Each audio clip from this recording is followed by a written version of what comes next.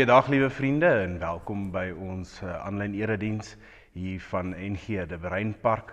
Ons lees vandag saam uit 1 Korintiërs 15 uit, 'n gedeelte wat as jy nou dalk eerlik is met jouself, vir jou mag klink amper asof Paulus homself moet verdedig. Dit voel of hy moet verduidelik wie hy is, hoekom hy praat en hoekom mense na hom moet luister.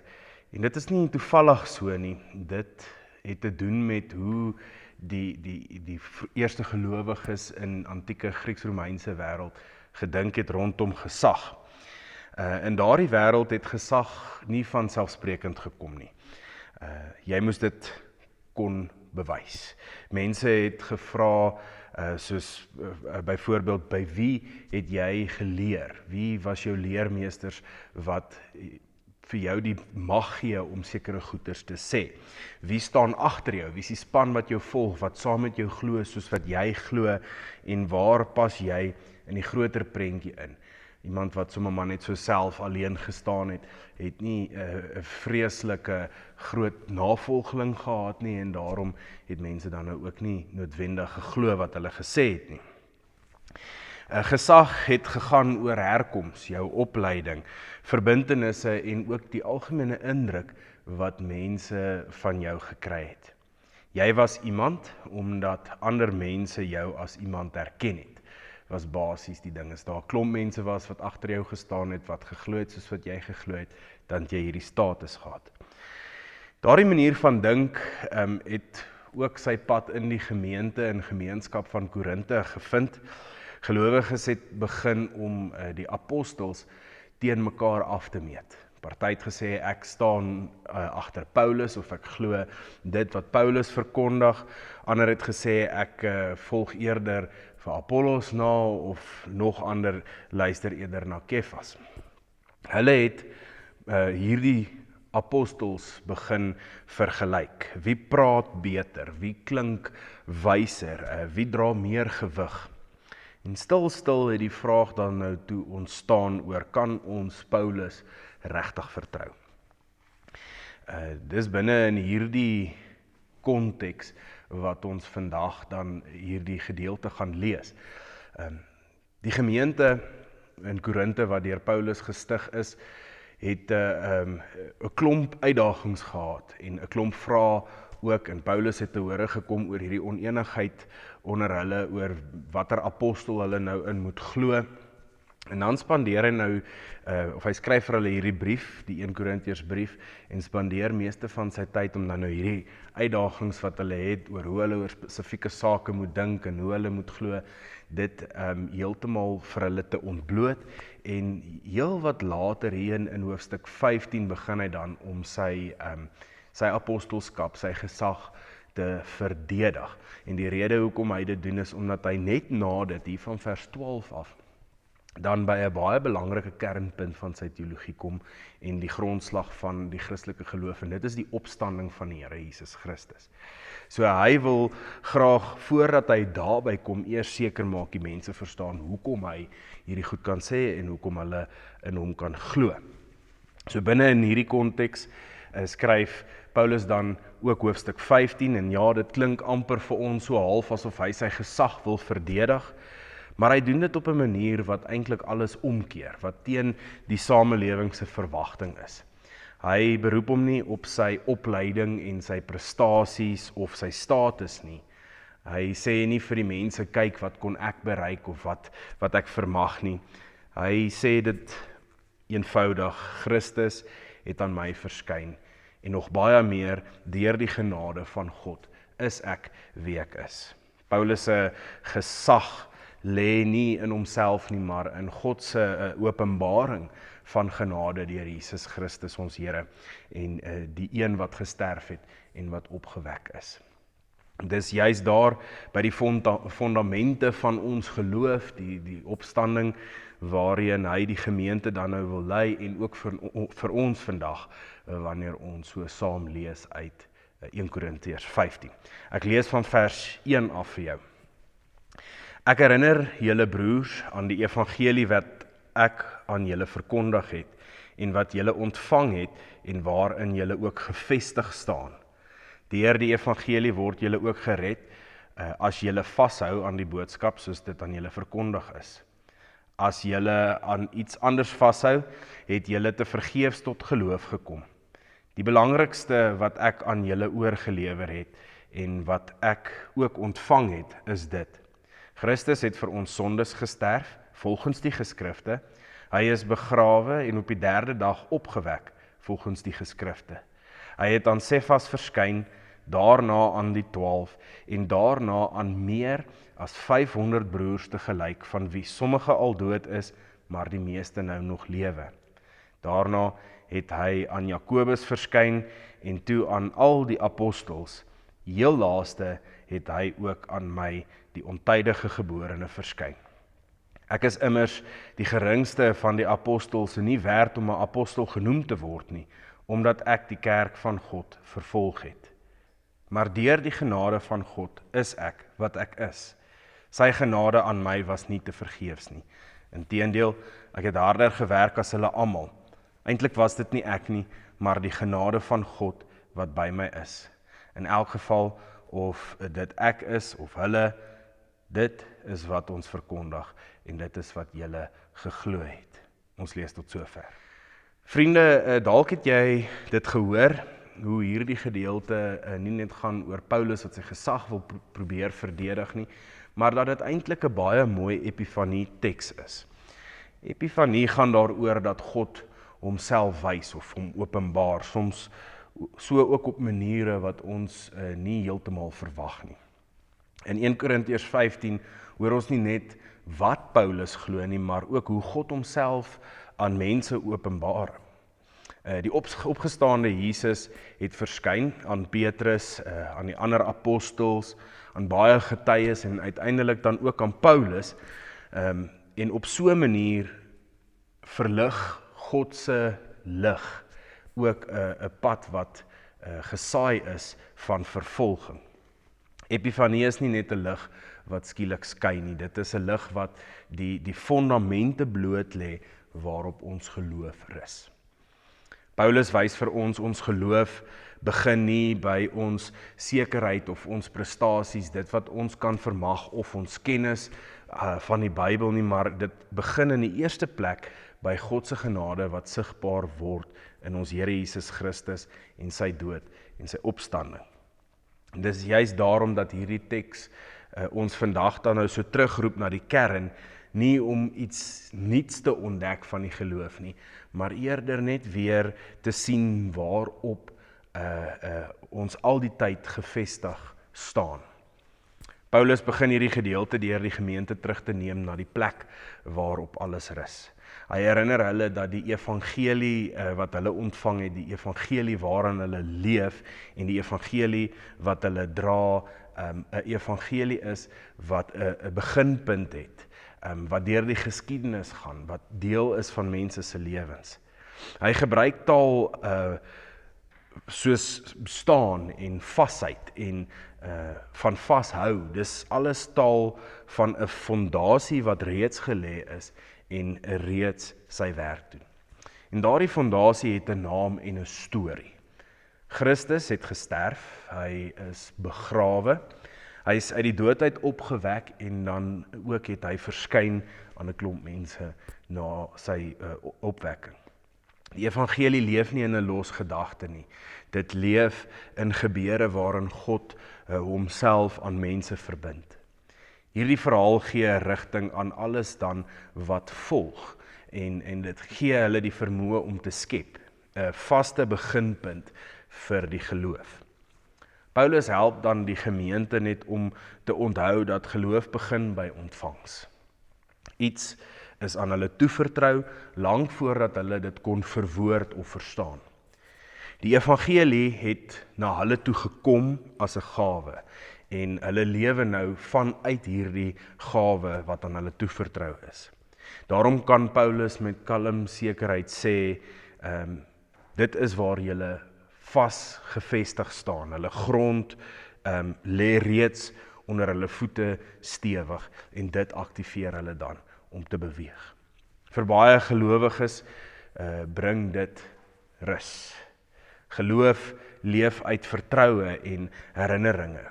Die rus in God se trou wat deur die geskiedenis sigbaar geword het en in volkome voleindiging in Jesus Christus kom. Die fondamente dra nie net op goeie dae nie. Dit is deel van hierdie gedagte van dat dit al reg deur die geskiedenis kom, hierdie ewigheidswaarde van hierdie fondasie van ons geloof. Dit beteken dat dit op dae wanneer ons broos voel en wanneer dit voel of die huis wankel, ook gedra word omdat die fondasie reg is. Die evangelie bly die plek waarheen 'n mens terugkeer, omdat dit die plek is waar God self handelend teenwoordig was en steeds is. Wanneer Paulus die gemeente herinner, doen hy dit nie om hulle terug te hou nie, maar om hulle weer net stewig te plaas, net te herinner waar hulle ingeplant staan, 'n fondasie wat dit vir hulle moontlik maak om te groei. Kom ons dink sommer vir 'n oomblik net aan die voorbeeld van 'n eenvoudige huis. 'n Mens moet seker maak dat jou fondasie reg is. Want as jou fondasie nie reg is nie, gaan jy oor 10 of 20 jaar ergens begin krake in die mure kry. Jy moet afbreek en weer van voor af moet bou. So om seker te maak dat die fondasie van die begin af reg is, waarborg jou dat jou huis stewiger gaan staan. En dis dieselfde ook met ons geloof. Die fondasie is klaar perfek gelê en reg gelê. Dit gee dan ons as gelowiges die vrymoedigheid om vorentoe te beweeg, om die grond onder ons stewig te voel, want dit skuif nie. En so begin Paulus dan met hierdie hoofstuk in 1 Korintiërs 15 om iets te sê rondom hoe die geloof 'n mens beweeg, met 'n uitnodiging om net weer daar te gaan staan waar God reeds gewerk het. Van daar af neem Paulus ons dan nou in sy eie verhaal in, en jy sal miskien dalk nou Paulus se verhaal goed kan onthou, waar hy was nie een van die apostels gewees of die disippels wat saam met Jesus in sy aardse bediening rondgeloop het en mense bedien het nie. Ons mag miskien dalk aflei dat hy een van die skrifgeleerdes of die fariseërs was, wat so saam met Jesus gestap het, maar met die doel om hom uit te vra of vas te vra, omdat hulle ontslae wou raak van Jesus. En dan, toe die geloofsgemeenskap tot stand gekom het met die eerste gelowiges daar, was Paulus die eerste ou wat mense vervolg het as gevolg van hulle belydenis in Jesus Christus. En op 'n dag waar Paulus op pad was na Damaskus toe, juis om dit te doen, het hy hierdie Damaskus ervaring waar die Here self aan Paulus verskyn. Jesus het aan Petrus verskyn en aan die apostels en ook baie ander en uiteindelik dan nou ook aan Paulus. En dis hoekom Paulus sê hy is die ontydige geborene, so amper half asof hy sê hy wens dat hy hierdie insigte wat hy nou het vroeër kon gekry, dat hy kon deel wees van hierdie groot beweging ook toe Jesus hier was. En dan hoor ons eintlik iets nederigs in Paulus se stemtoon ook hier. Hy vertel dit nie om sy eie beeld te blaas nie. Hy vertel dit met 'n diep verwondering. Hy weet dat sy ontmoeting met Christus 'n geskenk was wat die roete en die rigting van sy hele lewe bepaal het. Sy lewe getuig dan daarvan dat genade mense insluit en vorm. Dat selfs hy wat die een was wat die Christelike kerk vervolg het, nou kan deel wees van hierdie wonderlike geleentheid om die woord van God en die evangelie te kan verkondig. Hierdie genade, liewe vriende, bly nie stil nie. Dit werk en dit beweeg en dit dra vrug. Hier ontdek ons iets belangriks oor genade. Genade skep energie en dit gee ook rigting aan ons roeping. Dit wek toewyding sonder dwang en roeping sonder vrees. Paulus leef met hierdie oorgawe omdat hy weet dat God reeds in hom aan die werk is. Sy arbeid vloei uit hierdie dankbaarheid uit en sy diens word gedra deur die vertroue wat hy het in God. Paulus skryf sy lewe as 'n samewerking toe deur die genade van God. Alles wat hy doen, gebeur binne hierdie ruimte van God se teenwoordigheid. Sy roeping word nie 'n las nie, maar eerder 'n reaksie op daai fondasie wat God reeds daar neergelê het. Dit is genade wat hom dra, genade wat hom stuur en genade wat hom laat volhard. En van die ander geskrifte wat ons van Paulus ken, hoor ons sommer terwyl hy besig is, of terwyl hy toegesluit is in die tronk, en eintlik in die slegste omstandighede is hy die eerste een wat sê, verbly jou in die Heer. Hier lê ook vir ons 'n uitnodiging. Ons lewens word gevorm deur dieselfde genade wat Paulus hier beskryf en beleef. Ons stories word opgeneem in God se groter verhaal, waar genade wortels skiet en groei gehoorsaamheid by ons kweek. Waar genade ruimte kry, word mense vry om met vreugde en oorgawe te lewe, en God se genade op so 'n manier dan ook vir ons 'n identiteit gee, om deel te kan wees van sy familie. Dit gee vir ons rigting en betekenis ook in ons roeping. Paulus sluit hierdie gedeelte af deur die gemeente dan net te herinner aan hulle gedeelde geloof. Die evangelie wat hy verkondig is dieselfde evangelie waarin hulle leef en waarin hulle gevestig staan. Daar's een boodskap wat hulle bind, een waarheid wat hulle dra, een hoop wat hulle vorentoe trek. En dit is hierdie fondasie wat deur God gelê is. Dit skep die veilige ruimte, die standvastigheid vir 'n gemeenskap om opgebou te word en wat die mense bymekaar gaan hou. Hierdie fondasie roep die gemeente om daarin te bly leef.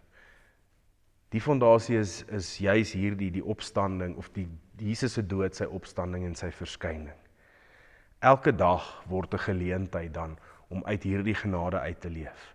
Hulle geloof word gevoed deur wat God reeds gedoen het, en dit vorm hulle hoe hulle keuses maak. Dit begelei hulle hoe hulle dien en hoe hulle die hoop wat hulle het in daai de mekaar sosiale omgewing verkondig. Die evangelie word daarom dan nie net onthou of as 'n verhaal oor vertel nie. Dis nie net 'n goeie gevoel wat hulle het nie, maar dit word deel van hulle lewe, deel van hulle identiteit, en dit word uitgeleef en uitgedeel. Wanneer 'n gemeente so leef, word hulle 'n teken van hoop. Hulle bestaan wys dat God se werk standhou. Hulle stabiliteit lê in God se trou wat sigbaar geword het in Jesus Christus. Dit bring daai rustigheid en standvastigheid selfs te midde van 'n wêreld waar mense vra na vergelyking en verwysings en onsekerheid. Vir ons vandag bly dieselfde uitnodiging nog oop, om weer by die fondamente te gaan staan, om ons lewens te oriënteer rondom Christus se dood en sy opstanding en die verskyning, om ons roeping as 'n geskenk te ontvang en nie as hierdie las wat op ons skouers neergesit word om die evangelie te verkondig nie, en om te leef met die wete dat God se genade genoeg is vir ons om ons te dra. Dis genoeg sodat ons as gelowiges gestuur kan word, en ook genoeg dat ons in hierdie koninkryk van God mense kan vul met sy liefde. Vriende, die evangelie hou ons nie vas nie. Dit laat ons net vas staan. Christus leef, God se genade werk, en daarop bou ons lewens met vertroue, dankbaarheid en hoop. Amen. Kom ons bid saam. Here ons God, ons dank U vir die wonderlike genade waaraan ons herinner word vandag. Here, ons is herinner daaraan dat U getrou is, dat U naby is en dat U ons lewens dra. Ons kom nou na U toe met alles wat vir ons voorlê, met die week wat wag, met al die werk en die verantwoordelikhede wat op ons tafels rus, miskien dalk die verhoudings wat nog ons aandag vra. Here, leer ons om ons roeping nie as 'n las te dra nie, maar as 'n gawe wat ons van U af ontvang. Leer ons om te leef uit die genade waarin ons vasgeplant staan, om met vrymoedigheid te kan dien, met nederigheid kan werk, Here, en met hoop ook vorentoe kan kyk, ten spyte van ons stymighede in ons eie samelewing, in die wêreld, op alle vlakke. Waar ons onseker is, Here, gee asseblief vir ons die rigting. Waar ons moeg is, gee vir ons nuwe krag. Waar ons klein voel, herinner ons dat U genade genoeg is, en dat U self by ons is.